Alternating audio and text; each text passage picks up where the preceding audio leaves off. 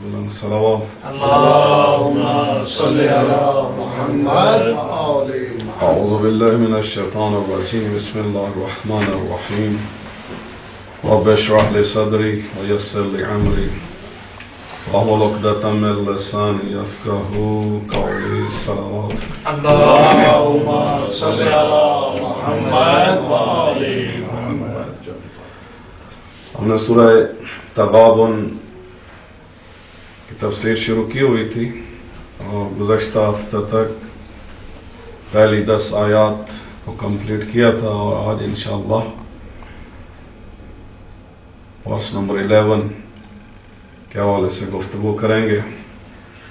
پروردگار سے دعا ہے کہ ہمیں قرآن کو پڑھنے، سمجھنے اور اس پر عمل کرنے کی توفیق عطا فرمائے، دنیا اور آخرت میں قرآن پاک کو ہمارا شفیع قرار دے، اور تمام قرآن پاک کے انوار اور برکتیں اور ہدایت سے ہم سب کو مستفید ہونے کی توفیق عطا فرمائے۔ صلوات پڑھ دیجیے۔ اللهم صل على محمد وآل محمد. قبل اس کے کہ آگے جائیں تو کافی گفتگو ہو چکی، تو خود یہ سورہ جس کا نام ہے تغابن، تو تغابن کا مطلب کیا ہے، کوئی بتائیں گے؟ تغابن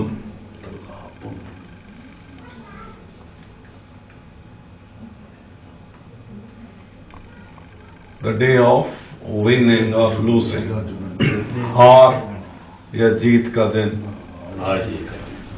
So the day of judgment, actually تغابن is the day of judgment. قیامت کے دن کو تغابن بھی کہتے ہیں because some people will be loser and some will be winner. So last week Allah subhanahu wa ta'ala has told us both parties who could be winner and who could be loser.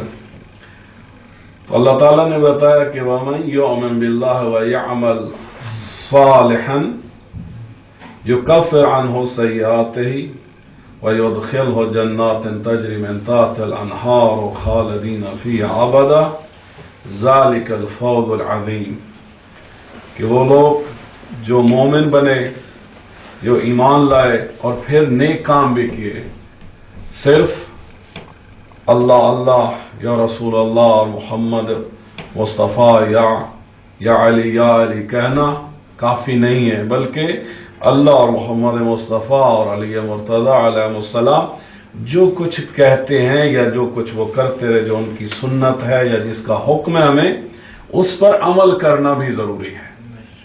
اب ان میں سے کچھ اعمال ہیں جو کہ واجب ہیں، جیسے 5 times prayer وہ واجب ہے، اسی طرح سال میں 1 مہینہ روزہ رکھنا واجب ہے، اسی طرح سال میں اپنی سیونگ میں سے 20% خمس دینا واجب ہے، اسی طرح زکوٰۃ دینا واجب ہے، اسی طرح زندگی میں 1 مرتبہ حج کرنا واجب ہے، اور سب سے بڑھ کر امر بالمعروف اور نہی عن المنکر کرنا واجب ہے۔ یعنی اسلام اور خدا یہ کہتا ہے کہ آپ جب مسلمان بن گئے ہو، مومن بن گئے ہو، تو اب تبلیغ بھی کرو، یعنی لوگوں کو اچھے کام کی طرف، واجبات کی طرف، عمل کی طرف، ایمان کی طرف بلاؤ، اور جو لوگ نہیں آ رہے یا گناہ کر رہے ہیں، دور کر رہے ہیں، ان کو بھی روکنے بھی کوشش کرو، اور اس کو پیار سے، محبت سے، حکمت سے، پلاننگ کے تحت، اٹریکشن کے ساتھ، جس طرح بھی ممکن ہے خدا اور اہل بیت کے راستے پر لے آؤ۔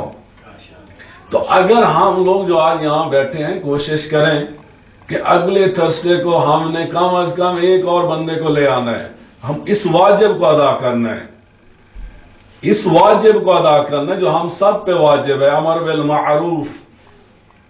جو نہیں آتا، کیوں نہیں آتا؟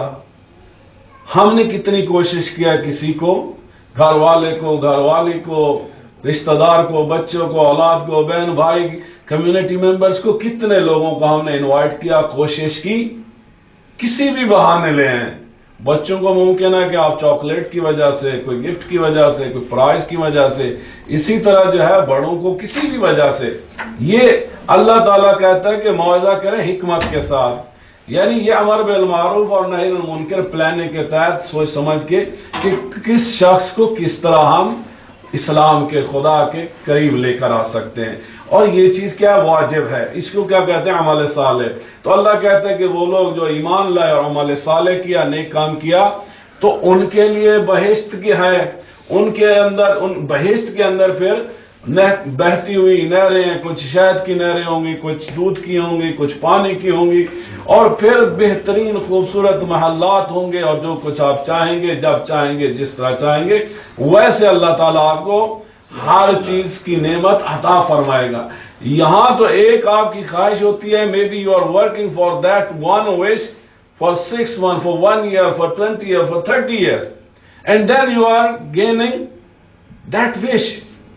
But in paradise, anyone who will go in paradise, whatever you will have the wish, within no time that will be given to you.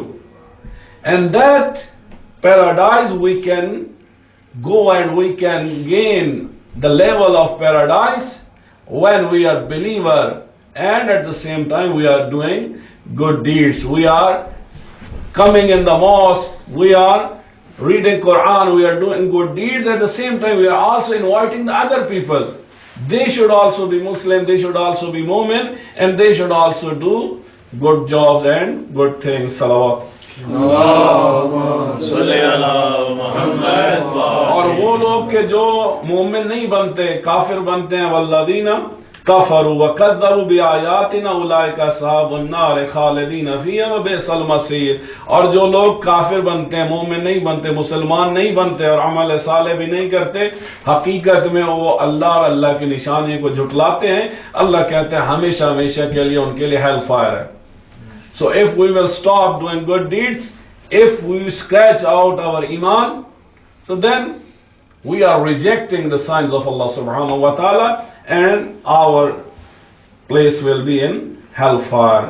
Now going to the next verse, and that is verse number 11. Bismillah ar-Rahman ar-Rahim. Ma asaba min musibatin illa bi-idhnillah. یہ بہت important بات ہے فلسفہ کے حوالے سے بھی اور ایمان کے حوالے سے بھی، اعتقاد کے حوالے سے، ہر حوالے سے جو ہے یہ بہت امپورٹنٹ آیت ہے کہ ما یعنی نہیں، لا کا مطلب بھی نہیں ہوتا ہے اور ما کا مطلب بھی جو ہے ایک مطلب نہیں ہوتا ہے. تو ما اصاب میں مصیبت، مصیبتوں میں سے کوئی مصیبت ایسی نہیں ہے الا باذن اللہ، کہ جو اذن خدا کے بغیر، اللہ کے حکم کے بغیر کسی شخص تک پہنچے. اب مثلا لوگ بھی پھر یہی کہہ سکتے ہیں کہ اس آیت کو دیکھ کر اس کا مطلب ہے کہ جو بھی مصیبت کسی پر آ رہی ہے تو وہ خدا کی طرف سے آ رہی ہے. اب جب انسان گناہ کرتا ہے تو یہ ایک مصیبت ہے اس پر، کسی پر ظلم کرتا ہے تو یہ خود یہی ظلم کرنا ایک مصیبت ہے، کسی کو قتل کرتا ہے تو وہ ایک مصیبت ہے. اب اللہ تعالیٰ یہ جو فرماتا ہے ما اصاب من مصیبت الا باذن اللہ، تو کیا ہر کام خدا کراتا ہے؟ پریکٹیکلی اگر ہم ایکسپلور کریں، اپنے آپ کو دیکھیں، تو ہم کہیں گے کہ نہیں، سارے کام ہم خود کرتے ہیں. اسی طرح پھر جو مصیبتیں آتی ہیں وہ بھی ہمارے اپنے پلاننگ کی وجہ سے، عمل کی وجہ سے، یا کام نہ کرنے کی وجہ سے، یا انلیگل کام کرنے کی وجہ سے ہم کچھ کرتے ہیں تو کوئی مصیبت آتی ہے. تو اب قرآن جو کہتا ہے کہ اللہ تعالیٰ جو فرماتا ہے کہ اللہ کے اذن کے بغیر کوئی مصیبت نہیں آتی، تو اس کا مطلب کیا ہے؟ اب اللہ تعالیٰ کے ایک ارادہ ہوتا ہے ارادہ تکوینی، اور ایک ہوتا ہے ارادہ تشریعی. ارادہ تکوینی کے مطابق یہ صحیح ہے کہ جس شخص کو بھی کوئی پریشانی، کوئی بیماری، کوئی موت، مثلا اب یہی جو موت ہے یہ بھی ایک مصیبت ہے. لوگ کہتے ہیں کہ ہمارے اوپر مصیبت آئی ہے یا موت آئی ہے یا ہم عزادار ہیں یا غم کی حالت میں ہیں. اب بعض اوقات والدین، چھوٹے چھوٹے بچے ہوتے ہیں، والدین کا انتقال ہو جاتا ہے، یا بوڑھے والدین ہوتے ہیں، جوان بچوں کا انتقال ہو جاتا ہے. مختلف صورتوں میں موت آتی ہے اور لوگ اس کو بھی مصیبت کہتے ہیں. اب یہ چیز ایسی ہے کہ جو کہ ہم انسانوں کے اختیار میں نہیں ہے۔ اب اس کے لیے تو ہر شخص کہہ دے گا کہ موت ہاں ہمارے لیے مصیبت ہے اور وہ اللہ کے حکم سے ہے۔ جب خدا حکم دیتا ہے فرشتوں کو تو اس کی روح نکال لی جاتی ہے۔ یہاں پر بھی ایسے ہے کہ بہت ساری روایات ہیں، بہت ساری احادیث ہیں کہ جس کی وجہ سے انسان کی ایج کچھ کام کریں تو انسان کی ایج بڑھ جاتی ہے، کچھ کام کریں تو انسان کی ایج کم ہو جاتی ہے۔ مثلا صلہ رحمی، انسان جو اپنے ریلیٹیوز کے ساتھ ٹائز کو مضبوط کرتا ہے تو اللہ ایسے شخص کی زندگی بڑھا دیتا ہے، اور جو قطع رحمی کرتا ہے، جو ریلیشنز کو، رشتہ داروں میں ریلیشنز کو بریک کرتا ہے تو اللہ اس کی زندگی گھٹا دیتا ہے۔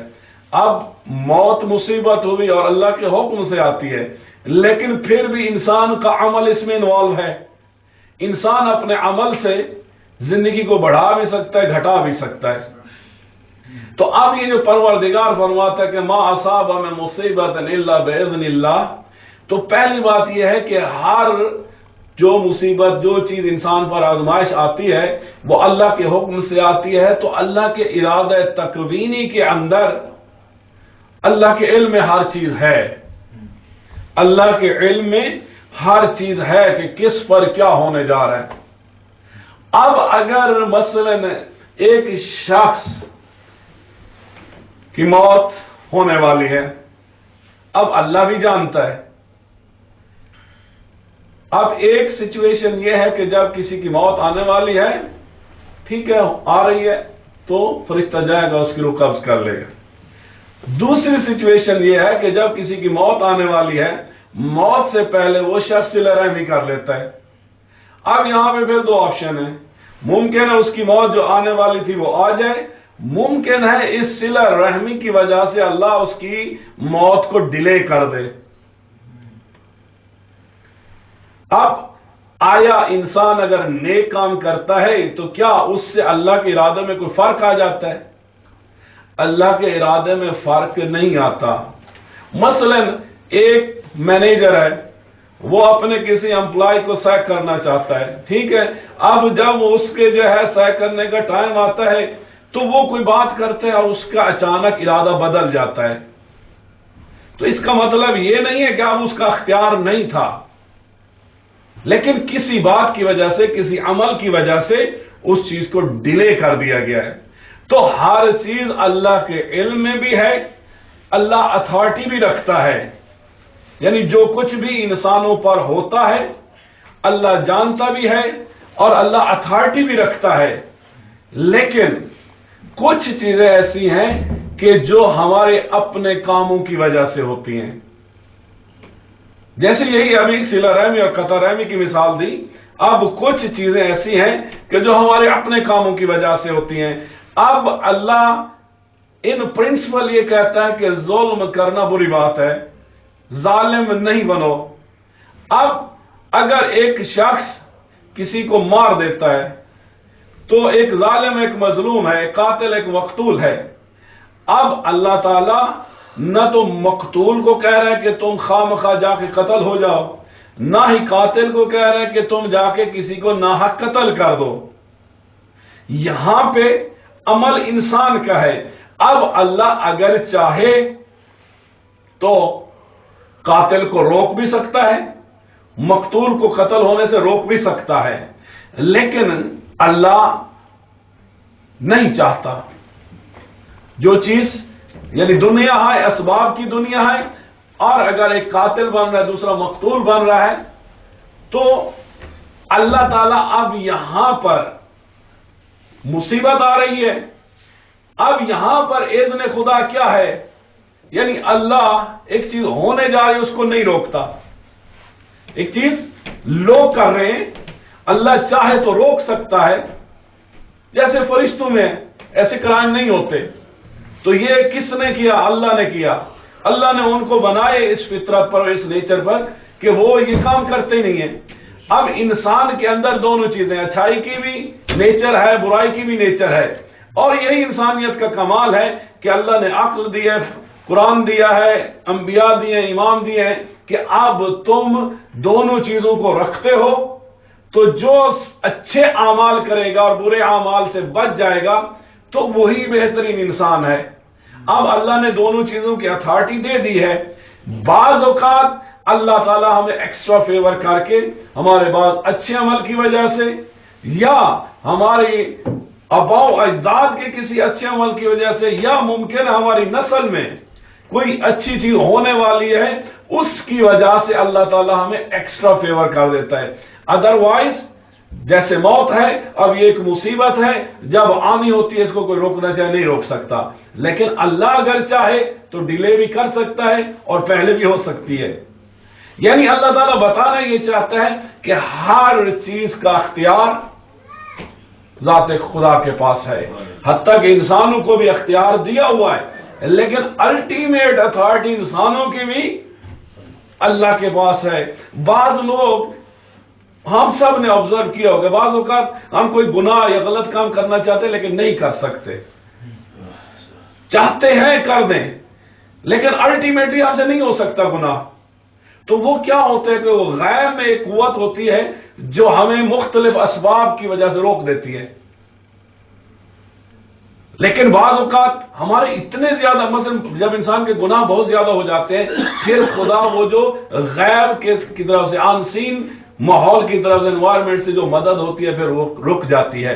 اس کے بعد پھر انسان بڑی آسانی کے ساتھ ایک چھوٹا سا سوچتا ہے 10 گناہ کر دیتے ہیں، کیونکہ خدا کی وہ جو غیبی فیور ہے وہ ختم ہو جاتی ہے۔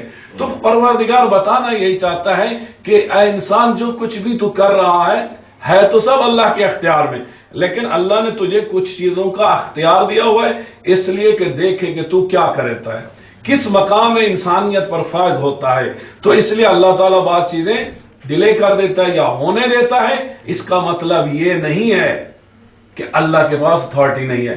اللہ جب چاہے اس کائنات کو ختم کر سکتے، اللہ چاہے تو ایک سے، جیسے ایک دانے سے 10 پودے نکلتے ہیں اور ہر ایک پہ 100 دانے ہوتے ہیں، اللہ چاہے تو 1 سے 700 بنا دے اور یا اس سے بھی زیادہ بنا دے۔ تو یہ پروردگار کی مرضی ہے۔ صلوات پڑھیے۔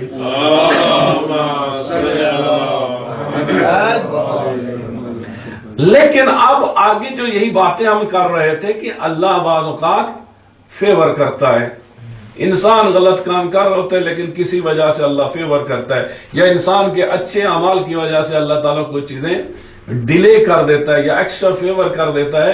تو اس کے حوالے سے آگے سے آپ میں پروردگار فرماتا ہے وَيُؤْمِن بِاللَّهِ يَهْدِ قَلْبَهُ، وہ لوگ جو ایمان لے آتے ہیں تو پھر اللہ تعالیٰ ان کے قلب کی ہدایت کی ذمہ داری لے لیتا ہے، یعنی پھر ان کے دل میں اچھائی کے خیالات آ جاتے ہیں، یا ان کے دل میں کامیابی کے خیال آ جاتے ہیں، یا ان کے دل میں مثلا ایک انسان کو جو ہے ابھی ایکسیڈنٹ ہونے والا ہوتا ہے تو اچانک ایک خیال آتا ہے، انسان اس سفر کو ملتوی کر دیتا ہے، یا اچانک انسان جو ہے ایک بریک پہ رک جاتا ہے اور وہ چیز گزر جاتی ہے۔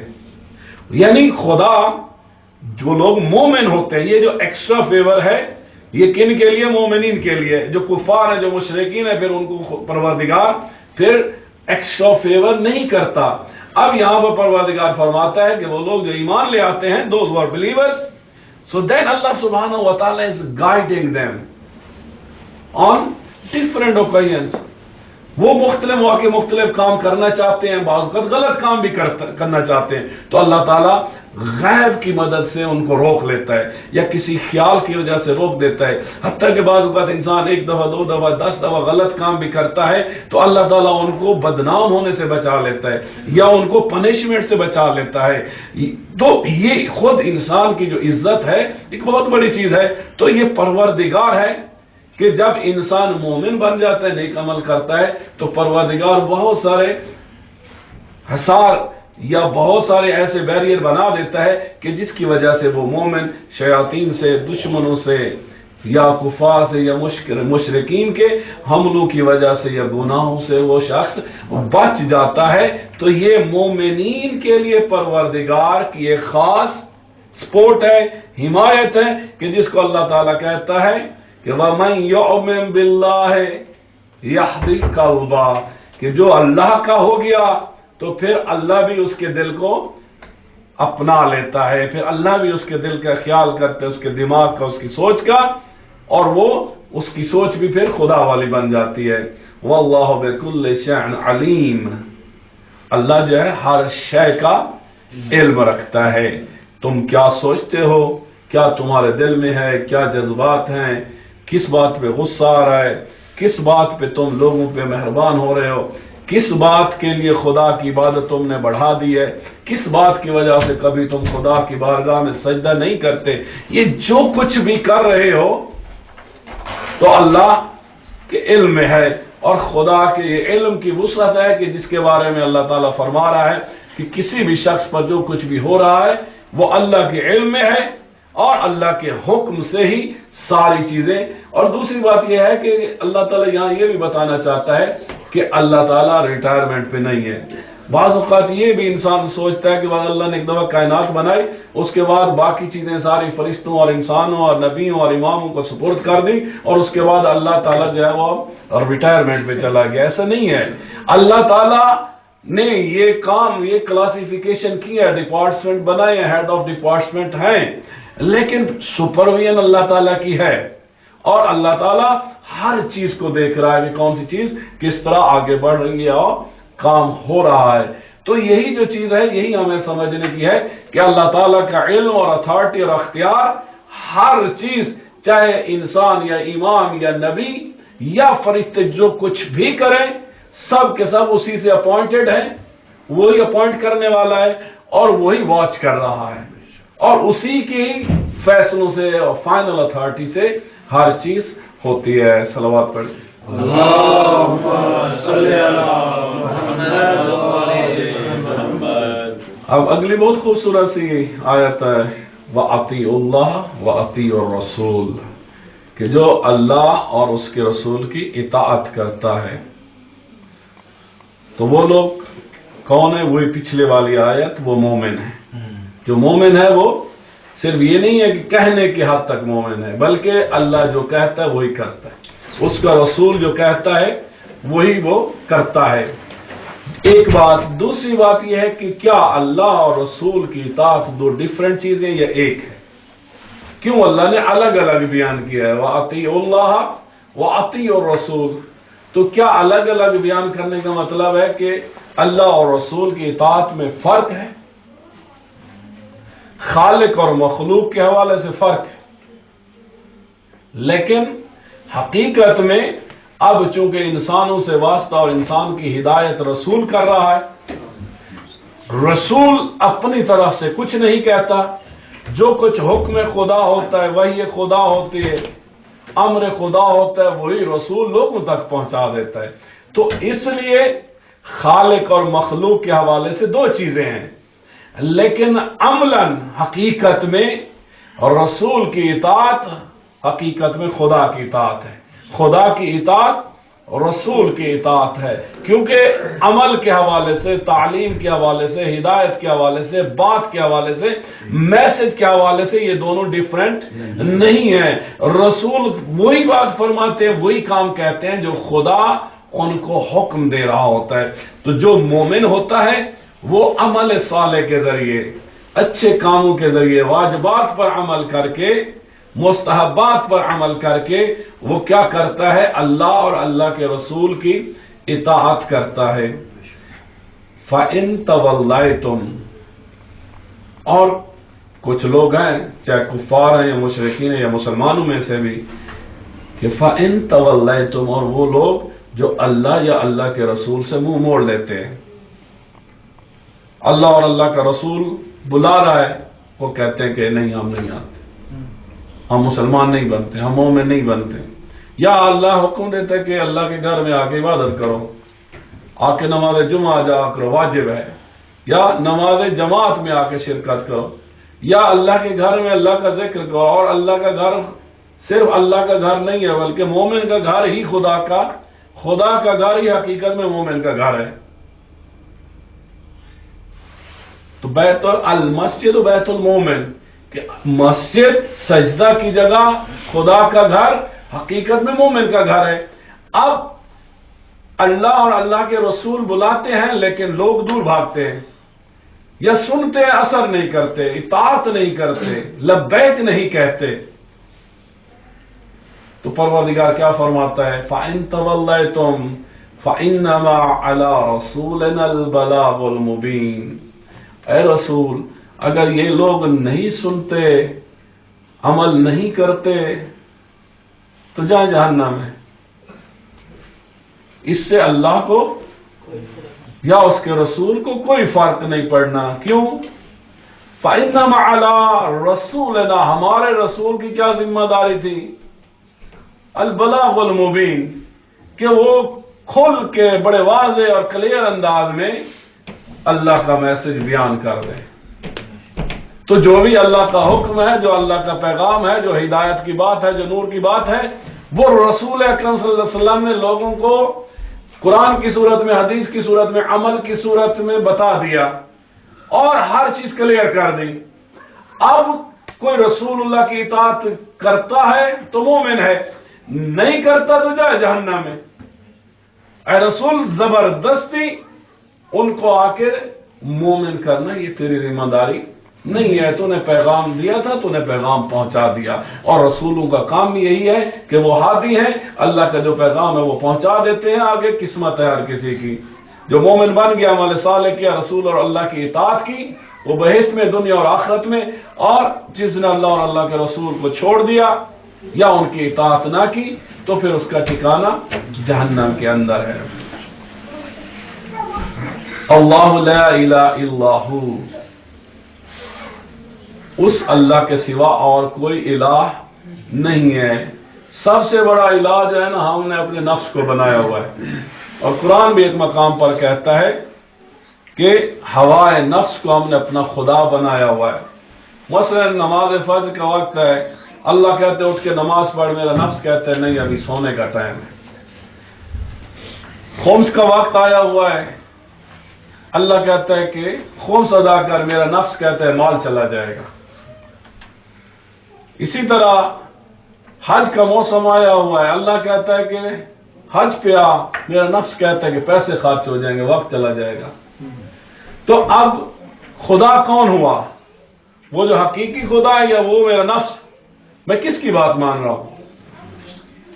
اگر میں نفس کی بات مان رہا ہوں تو کہنے کو میں مسلمان ہوں، لیکن حقیقت میں مسلمان نہیں ہوں۔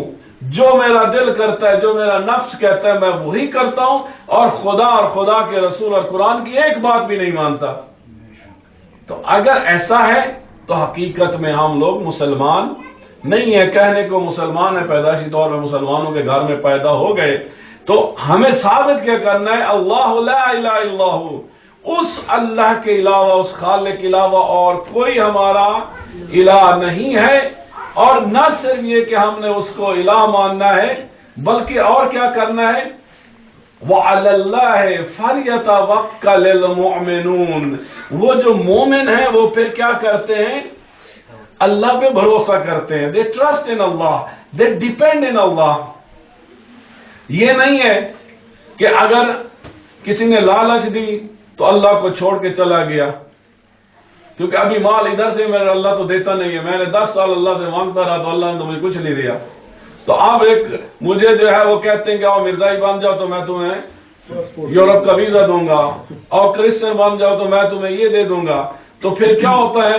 لوگ دنیاوی مفاد کی خاطر اللہ پر بھروسہ نہیں کرتے، اللہ پر ایمان نہیں رکھتے، بلکہ اللہ اور اللہ کے رسول کو چھوڑ کر دنیاوی مفادات کی خاطر انسان اپنے دین کو، ایمان کو بیچ دیتا ہے۔ تو اس لیے پروردگار حکم فرماتا ہے کہ جب اس کو الہ مان لیا تو پھر اس پہ توکل بھی کرو، اس پہ بھروسہ بھی کرو، اسی سے اپنی لو لگاؤ، اسی کے ساتھ تعلق بناؤ، چاہے مصیبت آئے، چاہے مشکل آئے، چاہے آسانی ہو، جس قسم کی بھی آزمائش آتی ہے، جب اس اللہ کو اپنا خالق اور الہ مان لیا تو پھر اس کا در چھوڑ کے کہیں اور مت جاؤ۔ اگر جاؤ گے تو کافر بن جاؤ گے، اور دنیا و آخرت میں خسارہ ہے اور جہنم ہے۔ پروردگار بحق محمد و آل محمد ہم سب کو اہل قرآن میں سے قرار دے، دنیا میں اہل قرآن میں شمار فرما اور روز محشر اہل قرآن میں سے اٹھا۔ پروردگار حضرت حجت امام زمان علیہ السلام کا جلد ظہور فرما، ان کی زیارت سے مشرف فرما، ان کے یاران و انصار میں شامل فرما۔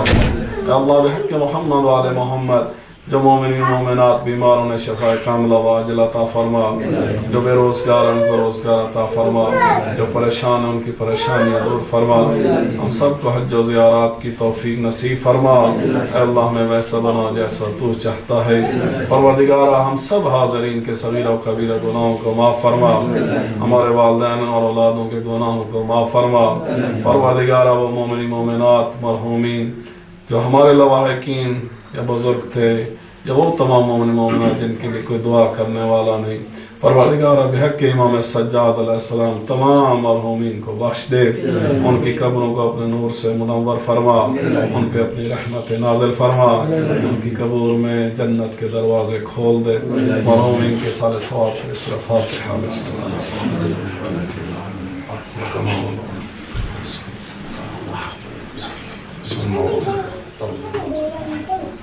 Anyway.